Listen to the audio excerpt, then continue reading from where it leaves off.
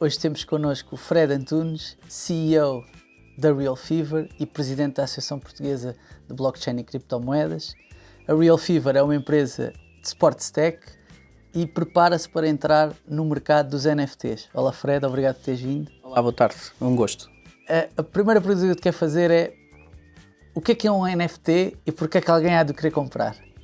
Um NFT é, em primeiro lugar, a sigla significa Non-Fungible Token, ou seja, é uma forma de representação digital, é um ativo digital guardado dentro de uma estrutura de dados chamada blockchain e que permite guardar um conteúdo que consideramos absolutamente único e indivisível. E nesse sentido, do ponto de vista prático, um NFT pode ser uma obra de arte digital, o NFT pode ser uma música digital, um NFT pode ser uma certidão do registro predial, um NFT pode ser um título de cidadania. E, portanto, tudo o que for no contexto de um ativo intangível, digital, ou seja, não tem uma representação material, mas ainda assim tem valor, e esteja registado numa blockchain, uma estrutura de dados descentralizada, é aquilo que nós chamamos um NFT. E para quem cresceu a olhar para obras de arte, por exemplo, vamos assumir o vosso caso na Real Fever, que os vossos NFTs, acho eu, são considerados por vocês como se fossem obras de arte, vamos dizer assim.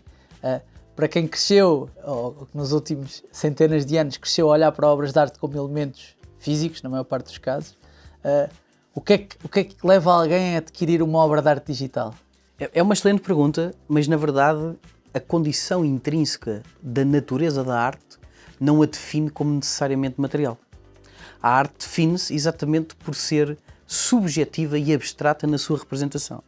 E, portanto, desde que nós consigamos aceder a ela e consigamos que o nosso sistema neurológico percepcione algo que considere expressão artística, seja ela tangível ou intangível, material ou digital, podemos na mesma estar a falar de uma expressão artística. De uma forma muito simples, o pintor que pinta uma tela física em nada tem a mais ou a menos do que um pintor que abre o Photoshop ou o Paint e desenha aquilo que o seu cérebro decidir produzir. E, portanto, diria que do ponto de vista técnico, esta definição diria que é cabalmente aceita no mundo da arte.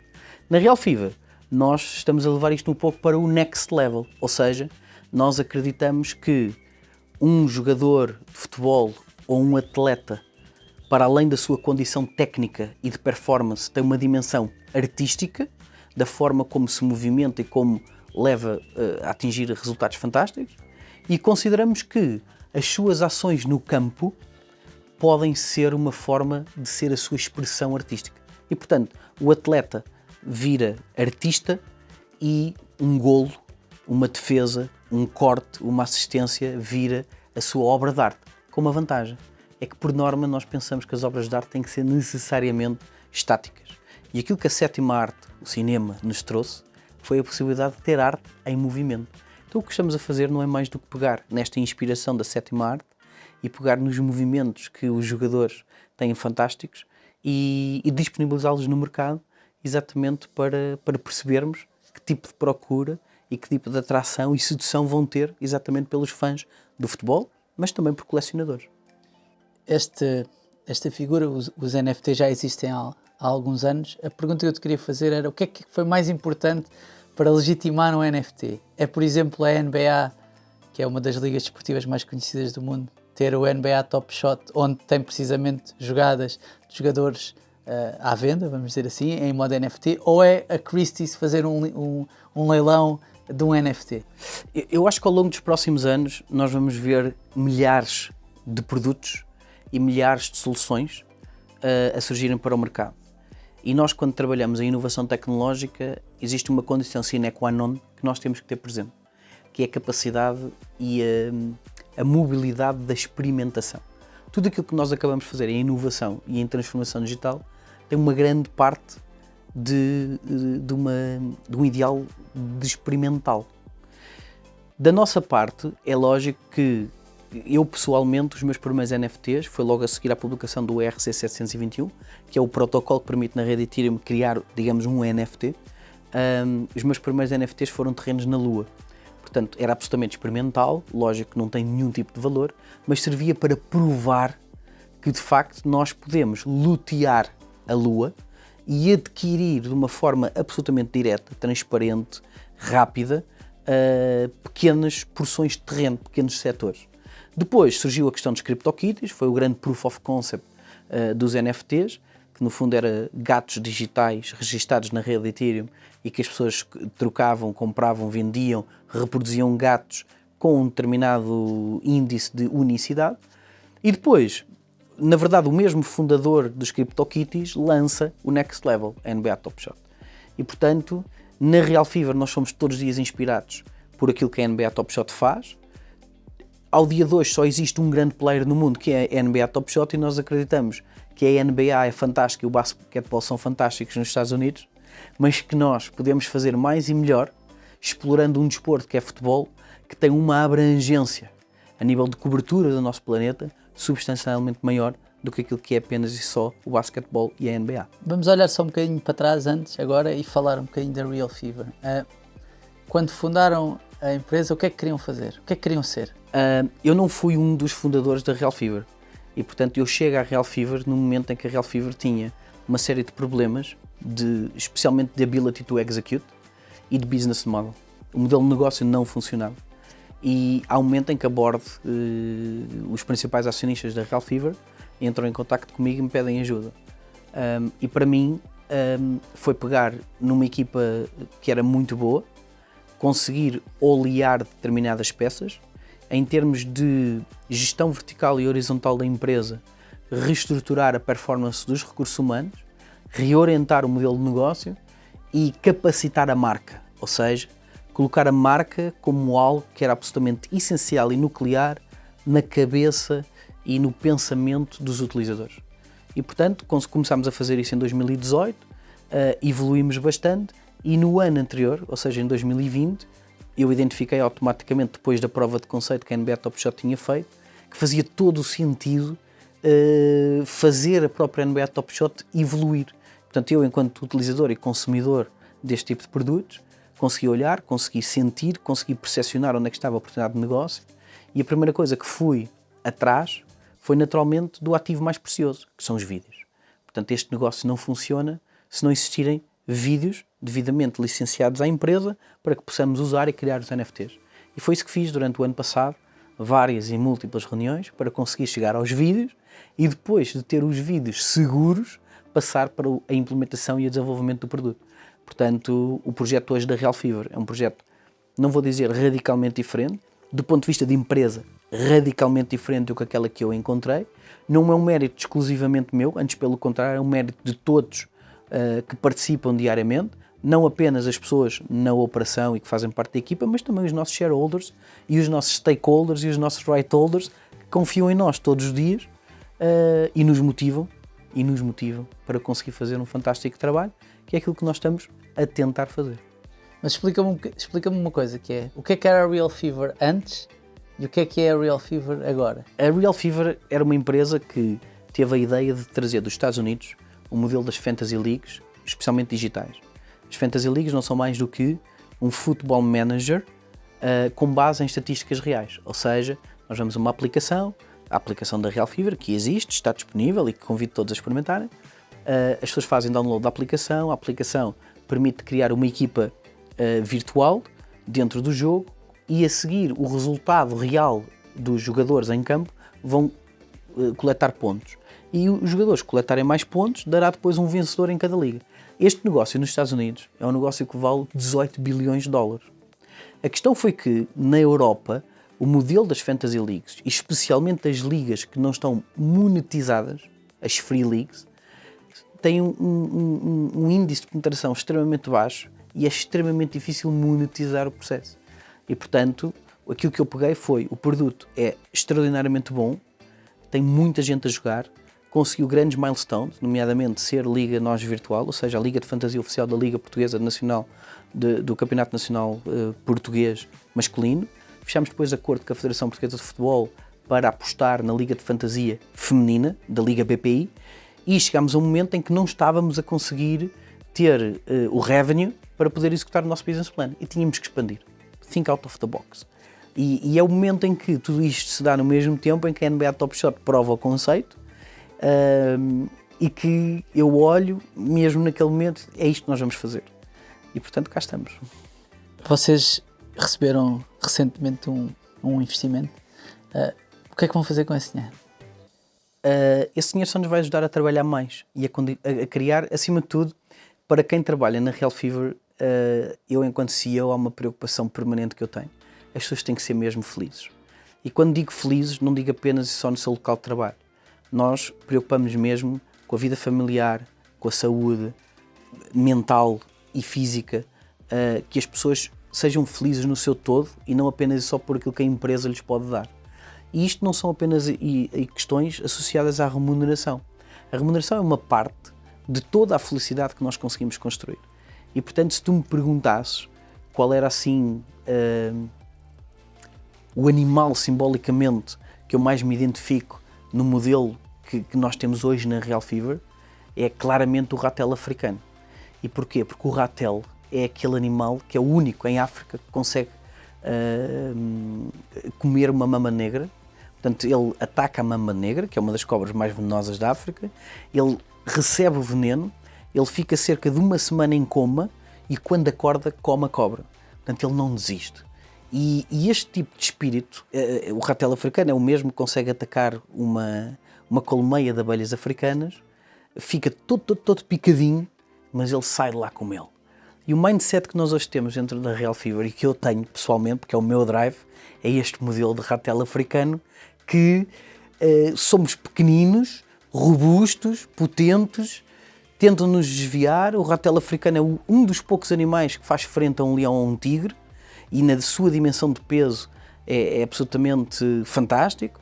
E é esta inspiração que eu passo para a minha equipa todos os dias. E depois temos um super drive porque as coisas estão-nos a correr muito bem. Essa é a verdade.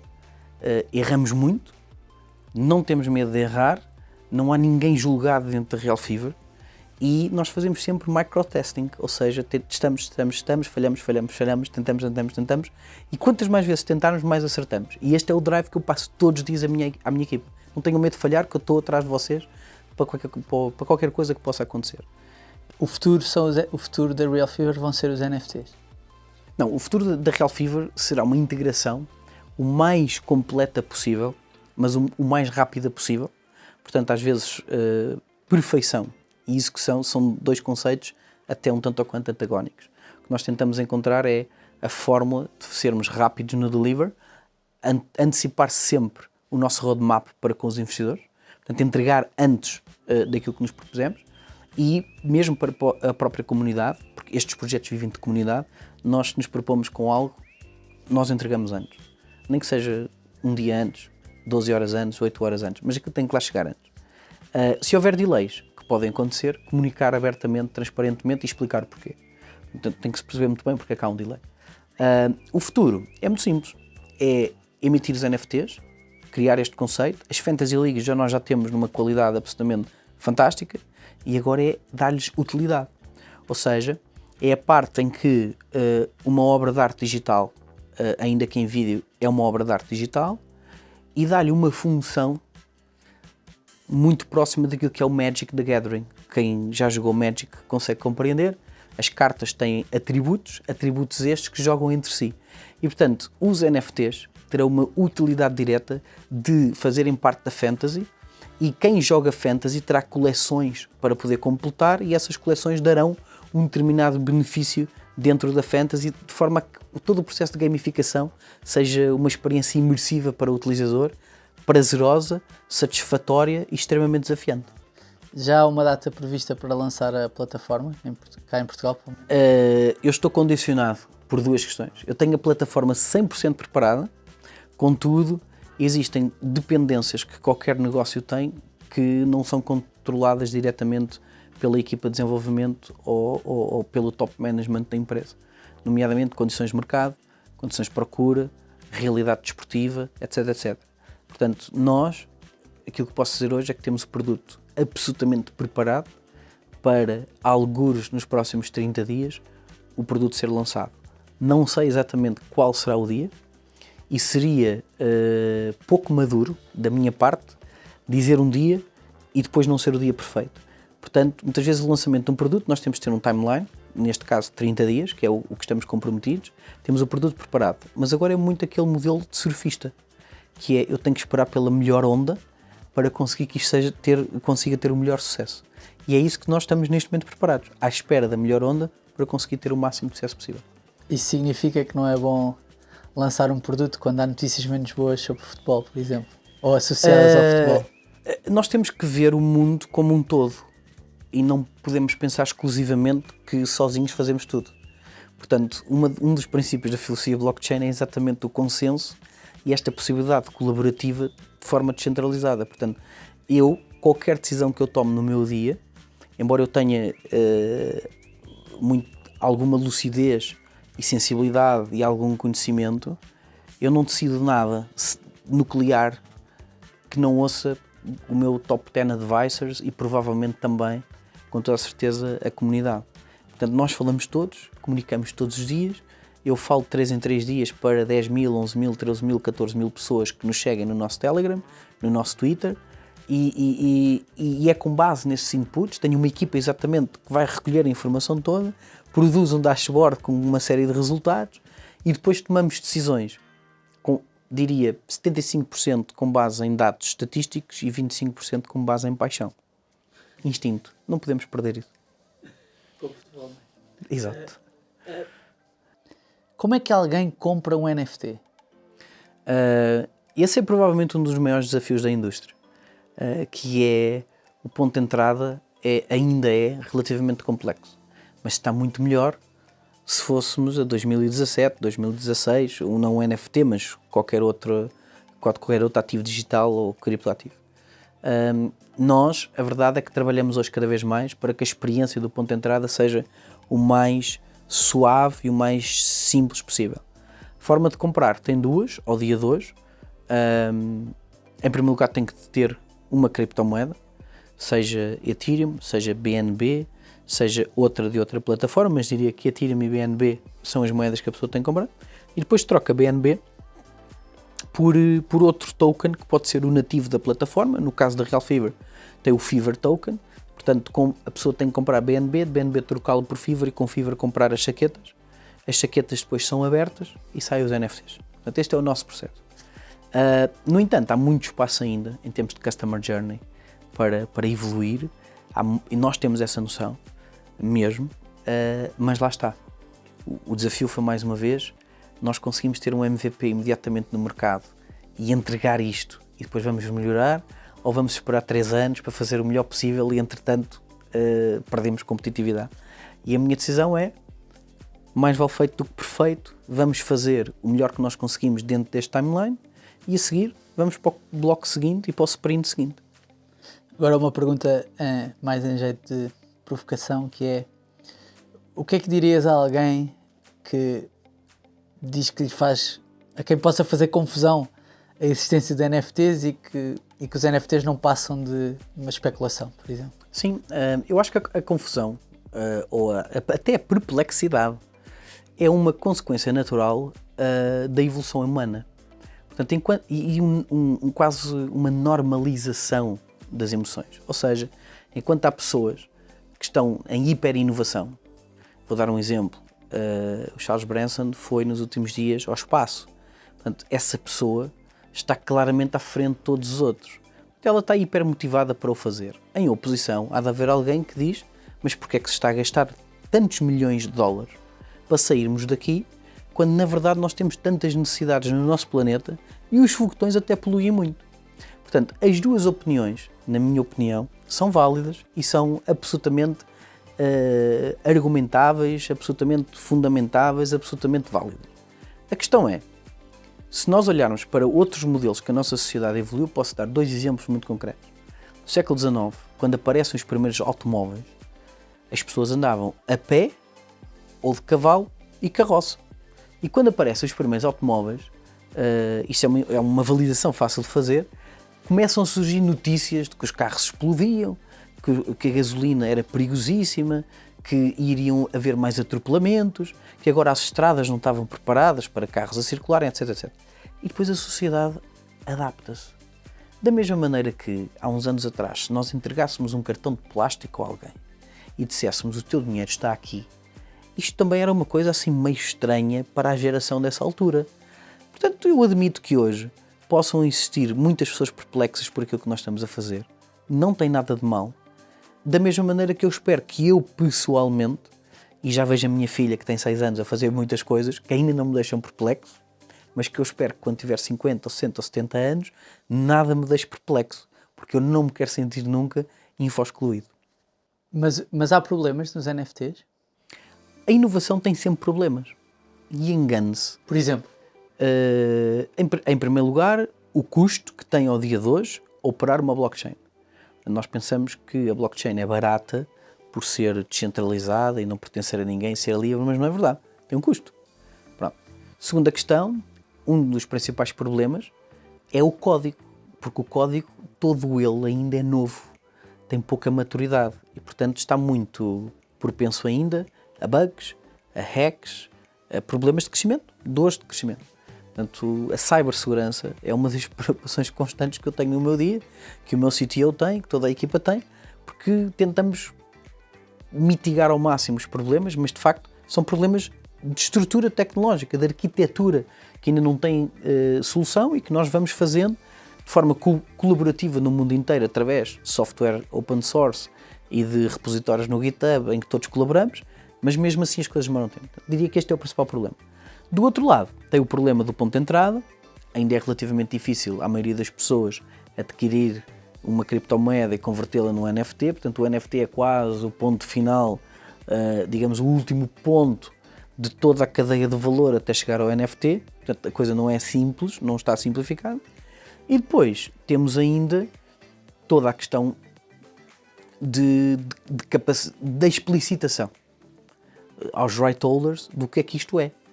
Porque quem tem fitas magnéticas dos anos 90, dessa era, e nunca ouviu falar num NFT, como é que eu lhe explico que é bom ele dar umas cassetes de vídeo dele, que eu vou criar um novo modelo de negócio em cima de cassetes que já ninguém usa, mas que agora, com blockchain e criptoativos, nós conseguimos fazer ainda algum revenue recuperando ou reciclando essas cassetes de vídeo antigas que estão lá perdidas por alguns. E há também a questão dos direitos, não é? Ou seja, de... Sim, sim, a questão dos direitos é uma questão muito particular, porque a lei anterior, ou melhor, a lei existente ao dia de hoje, são leis de final dos anos 70 e início dos anos 80, portanto o digital nem era tema para o legislador nessa altura, mas diria que... Como é que explicarias, só para quem não sabe do que é que estamos a falar, como é que explicarias o problema que pode existir? Sim, a propriedade intelectual, neste caso, tem que ser estendida a uma nova representação digital. Portanto, isto levanta muitos temas, desde a propriedade intelectual, aos direitos conexos, aos direitos de autor, etc, etc. Mas diria que nós, às vezes, para conseguirmos fazer as coisas bem na vida, precisamos de alguma sorte. E de facto, eu aqui tenho que admitir isto e tenho que reconhecer isto, porque é mesmo verdade. Nós tivemos muita tempestade perfeita para estarmos onde estamos hoje. Porque Portugal, e especificamente neste caso os right holder com quem nós estamos mais a trabalhar, eles estão há 20 anos neste mercado. Eles são também viciados em inovação tecnológica e têm um expertise fantástico disto. E portanto, a partir do momento que ambas as partes estão de boa fé e querem fazer acontecer, todos os obstáculos, mesmo os legais, são ultrapassáveis. Há bocado estavas a falar de explicitação de conceito, explicitação do que é no fundo um NFT. Achas que Portugal tem maturidade e literacia financeira e digital suficiente para perceber o que é isso neste momento? Acho que já esteve muito pior, acho que tem muito para evoluir. Essa pergunta tem, na verdade, duas respostas.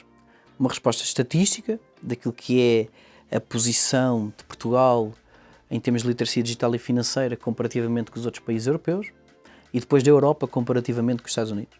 E, de facto, os números estatísticos não são os melhores. Por outro lado, a responsabilidade de resolver o problema não é apenas e só do governo ou dos institutos públicos ou das escolas. A responsabilidade de resolver o problema é de todas as pessoas que têm um pouco mais de lucidez, um pouco mais de conhecimento tem que fazer a sua parte para todos os outros à volta. E eu, que venho deste mundo digital e desta linha peer-to-peer, onde nós partilhamos conteúdos e onde somos seeders e lishers, e o lisher é algo um pouco negativo e o seeder é aquele que recebe o conteúdo mas deixa o computador ligado para enviar para os outros seguintes, eu tenho muito este princípio de seeder, sempre tive. Portanto, eu faço a minha parte. Há muito para evoluir em Portugal, há muito para trabalhar em Portugal e porventura, e aqui vou ser um pouco crítico, mas é a realidade, acho que Portugal tem que compreender uma questão muito simples. Nós não podemos ser um país onde quem define, quem regula, quem fala sobre tecnologia e sobre o mundo digital e tenha o poder de decidir, seja um info-excluído. Achas que esse é um problema que existe? Acho que esse é um problema que acontece muito no nosso país. E isso é provavelmente o que gera a inércia de não se compreender que nós precisamos ser muito mais rápidos. Nós precisamos de desburocratizar processos. Nós precisamos de simplificar os processos de quem quer vir de fora e vê em Portugal uma oportunidade para viver, para desenvolver negócio, para investir, para cá estar. Nós temos que perceber que Portugal é muito pequenino, mas pode ser muito grande se estiver representado no mundo inteiro e tiver condições para que as pessoas aqui se possam estabelecer. Mas não é só ao nível do empreendedorismo e das startups e das scale-ups, não é isso. É ao nível de todo o tecido empresarial português e o turismo é fantástico, mas isto não pode ser só turismo. As pessoas têm que gerar valor no nosso território, as pessoas têm que construir as coisas no nosso território e temos que valorizar ainda mais o talento tecnológico que nós temos no nosso país e não os deixar sair para fora. Mas para isso temos que criar condições. Condições fiscais, condições de meritocracia, condições de iguais oportunidades para todos e os programas. Eu não sou aquela pessoa que defende grandes programas de apoio, porque eu defendo a liberdade económica e nós temos que conseguir fazer as coisas por nós, sem necessariamente termos que ter apoio. Mas, pelo menos, algum suporte, pelo menos alguma ajuda. E a ajuda fiscal era provavelmente a parte mais importante. Porque aquilo que nós pagamos aqui em Portugal, sendo portugueses, para deixar um negócio aqui, é algo absolutamente fora de lógica para a dimensão que nós temos e comparado com outros países da zona euro ou comparados com programas que existem de inovação tecnológica nos Estados Unidos ou na Índia ou em Singapura ou no Japão. Essa questão do talento, quando numa temporada passada do Next Big Idea entrevistámos o Diogo Mónica, que é um dos fundadores do primeiro banco Ancorage, claro. Do primeiro banco de criptomoedas, não é um banco de criptomoedas, mas é um banco licenciado, um criptobanco nos Estados Unidos. E ele falava-nos que sabia um segredo que mais ninguém tem, e o segredo é que o talento que existe ao nível da programação cá em Portugal é enorme, é enorme. E parte do que tu estás a dizer tem a ver com isso, ou seja, achas que às vezes não sabemos o que é que temos cá dentro?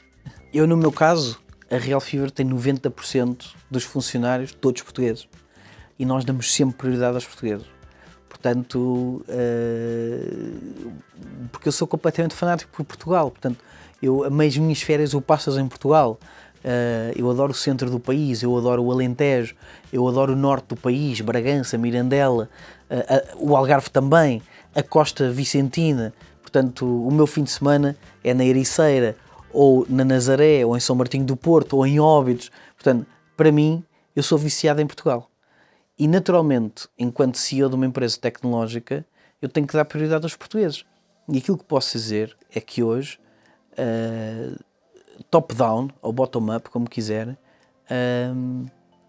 os meus braços direitos, no fundo, se me vires como uma espécie de polvo, não é? Que tem vários tentáculos para conseguir chegar a mais sítios, e tem muitas dependências humanas, são todas portugueses. Portanto, os portugueses não é apenas só a capacidade de programação, ou a capacidade de gerir uma campanha de marketing, ou a capacidade de recrutamento, ou a capacidade de desenvolver um processo de gamificação. Os portugueses têm a capacidade do commitment, da disciplina, Agora, tem que haver uma liderança justa, porque senão a coisa pode ficar em causa, porque nós somos intrinsecamente, instintivamente irreverentes. E, portanto, muitas vezes eu acho que as dificuldades em termos de leadership que existem dentro do tecido português, se elas existirem, vem muito por aqui, pelo exemplo. Mas como eu na Real Fever sou o primeiro a chegar e o último a sair, isso dá-me alguma tranquilidade de que eu tento dar o melhor exemplo possível. És formado em filosofia. É. Como é que a filosofia te ajuda a vender NFTs e Fantasy Leagues? É fundamental. A filosofia, em primeiro lugar, ajuda a compreender arte. Portanto, esse é o ponto número 1. A filosofia ajuda a compreender descentralização e processos tecnológicos do ponto de vista da arquitetura e da concepção. E depois, porque a filosofia facilita-te algo que é extremamente importante, que é, se nós falarmos pouco ou comunicarmos mal, os outros muitas vezes não nos entendem bem. Então, cabe-nos a nós, para garantir que os outros percebem o que nós queremos, nós temos que lhes explicar bem. E aquilo que a filosofia te dota é de recursos de comunicação, de retórica, de linguística, de argumentação, de hermenêutica, para que tu te possas expressar para o maior número de pessoas possível e que elas te compreendam. Fred, muito obrigado por este bocadinho. Obrigado, foi um gosto estar cá.